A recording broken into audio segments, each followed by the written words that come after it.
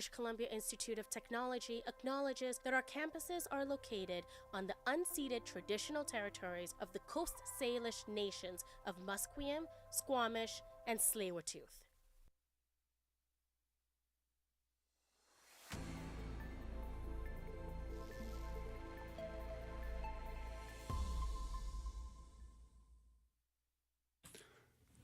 Welcome to BCIT's The Crow. I'm Noah Horn, and here's your morning news.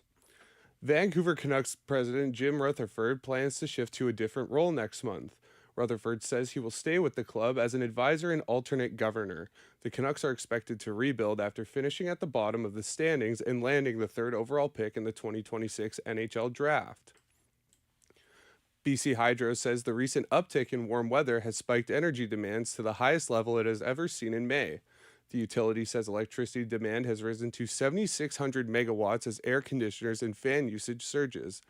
Daily high temperature records have been falling in communities across BC over the past few days, with Vancouver's 23.9 degrees Celsius on Monday breaking a record set in 1898.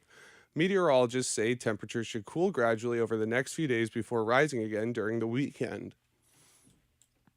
A new study suggests that a massive tsunami in Alaska last year is a warning sign of potential disasters. University of Calgary Earth and Environmental Science professor and study researcher Dan Sugar says the tsunami is an example of what could happen at other fjord locations with more disastrous consequences.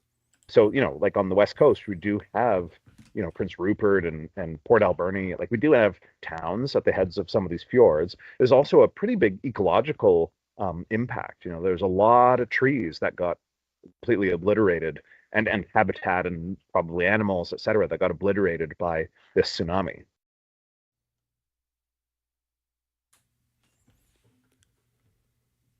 CNN founder and media mogul Ted Turner has died at the age of 87. Turner, who started a media empire in Atlanta, was a pioneer of the cable news era in the 1980s.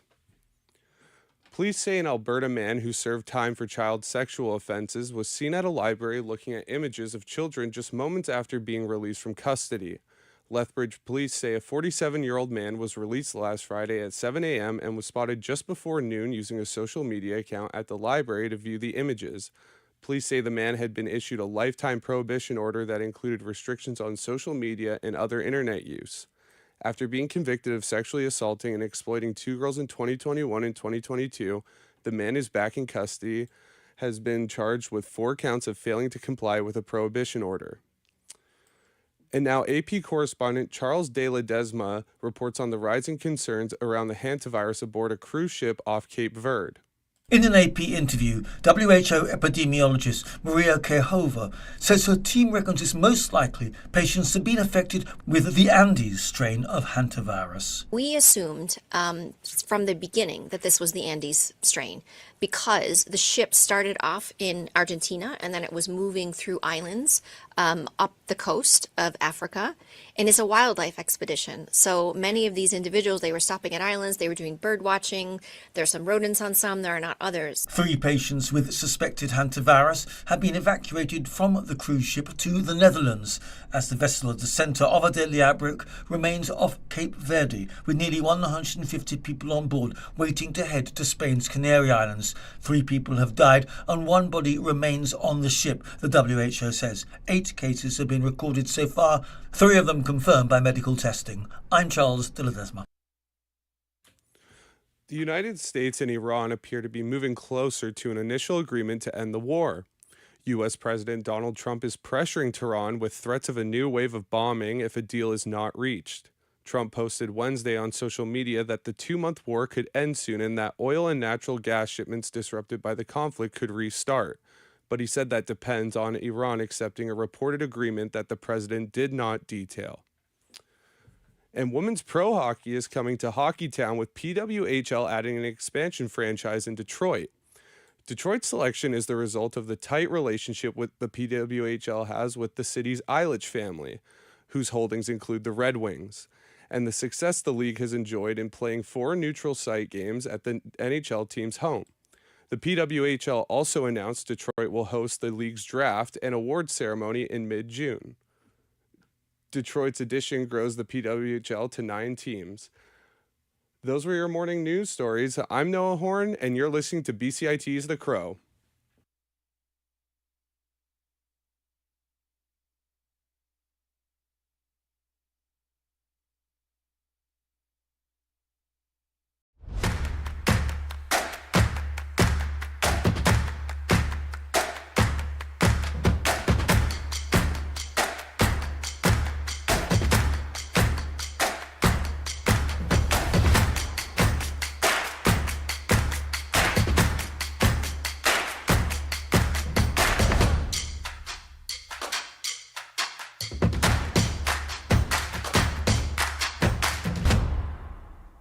Everything is changing to digital. Everything is online. People aren't just waiting for the 6 o'clock news anymore. People want their news right now. They want to be able to go onto their smartphone, onto the internet, and see the news that they want to see.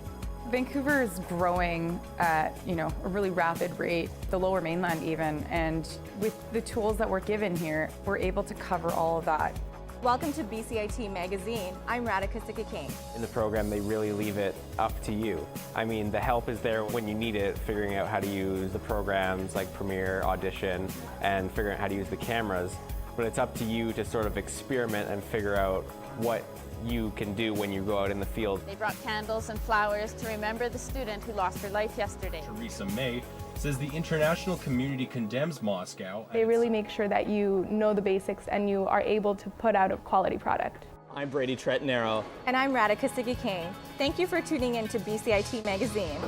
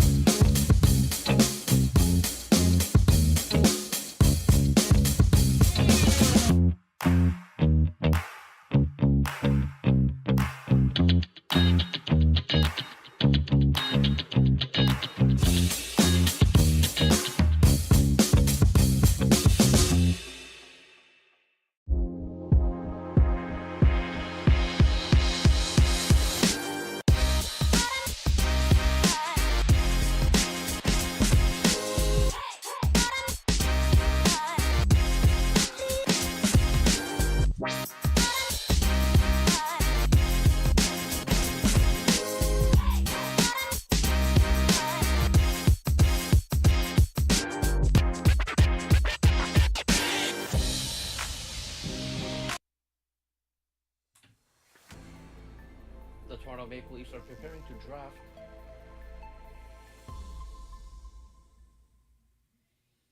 The Toronto Maple Leafs are preparing to draft first overall for the first time in a decade. The NHL club won the draft lottery last night. The San Jose Sharks will pick second in the draft next month. The Vancouver Canucks have the third selection at 8.5%. The Maple Leafs had the fifth best chance of winning the lottery. Well, you need some luck, and we got it tonight. So, long road ahead, of course, lots of work to do still. But when you get a first overall pick, it's it's a monumental type of opportunity. Jim Rutherford plans to take on a new role with the Vancouver Canucks after the NHL draft next month. The team's president of hockey operations says he will stay with the club as an advisor and alternate governor. The Canucks are rebuilding after finishing in last place this past season. We're going to put together a really good staff here going forward. And this is something I've thought about anyways for a couple of years, but it's time for me to do that. I feel bad that I have to do it at such a young age, but I've decided to do it anyways. The Montreal Canadiens will kick off their second-round series against Buffalo tonight. The visiting Habs are coming off a tight 7-game series victory over Tampa Bay. The Sabres haven't played since eliminating the Boston Bruins last Friday. Anaheim will try to even its series against Vegas tonight in Game 2 at Sin City. Tickets now available for the World Cup Fan Festival in Toronto. The Fan Festival is set to be held at Fort York National Historic Site at the Bentway Park between June 11 and July 19. Time to coincide with match days. The City of Toronto says general admission tickets are free, but the reservation has to be made online in advance, as they will not be available at the gate. Toronto's reversed its confidential plan to charge $10 per ticket after strong public criticism. The city had initially advertised the festival as a free event. The ticketing site shows premium tickets listed between $100 and $300 before tax and fees. In a news release issued today, the city says fans with general admission tickets will not be allowed to re-enter the festival grounds if they leave, while those with premium tickets will be guaranteed entry and event experiences. It says a maximum of 4 general admission tickets can be reversed per transaction, and those booking their spots online are expected to receive barcodes starting May 15. American League East Division rivals will square off this afternoon in St. Petersburg. Florida, the Tampa Bay Rays, will take a 5-game winning streak into the matinee against Toronto. The Blue Jays are hoping to end a 3-game losing skid. Toronto will send left-hander Patrick Corbin to the mound. The Toronto Blue Jays are expecting to learn today whether right-handed Jose Barros is still dealing with an elbow issue. He underwent an MRI exam after experiencing soreness after his last AAA start. A stress fracture in his elbow forced him to start the season on the injured list. 2 second-round NBA playoff series will resume tonight. The New York Knicks and the Philadelphia 76ers will tip things off in the Big Apple. The Knicks won the opener in the best-of-7 series. The late game pits in Minnesota against San Antonio. The Spurs will look to even the series at home. Women's pro hockey is coming to Hockeytown. Women's professional hockey is coming to Hockeytown with the PWHL designating Detroit as the first of what could become 4 expansion markets for the next season. Detroit's selection is the result of the tight relationship the PWHL has with the city's Lich family, whose holding include the Red Wings, and the success of the league. Has enjoyed in playing 4 natural site games at the NHL's team's home. The PWHL also announced Detroit will host the league's draft and award ceremony in mid-June. Detroit's addition grows the PWHL to 9 teams and 3 maybe more to come this spring. I'm Kramadil. This is BCIT's The Crow.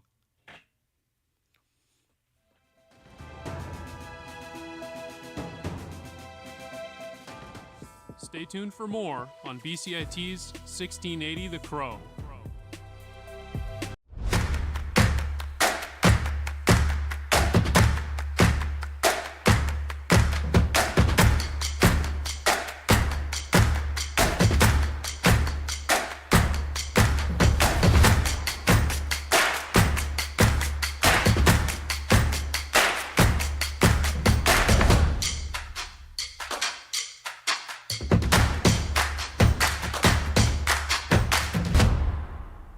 Everything is changing to digital. Everything is online. People aren't just waiting for the 6 o'clock news anymore. People want their news right now. They want to be able to go onto their smartphone, onto the internet, and see the news that they want to see. Vancouver is growing at, a really rapid rate, the Lower Mainland even, and with the tools that we're given here, we're able to cover all of that. Welcome to BCIT Magazine. I'm Radhika Sikikane. In the program, they really leave it up to you. I mean, the help is there when you need it, figuring out how to use the programs like Premiere, Audition, and figuring out how to use the cameras.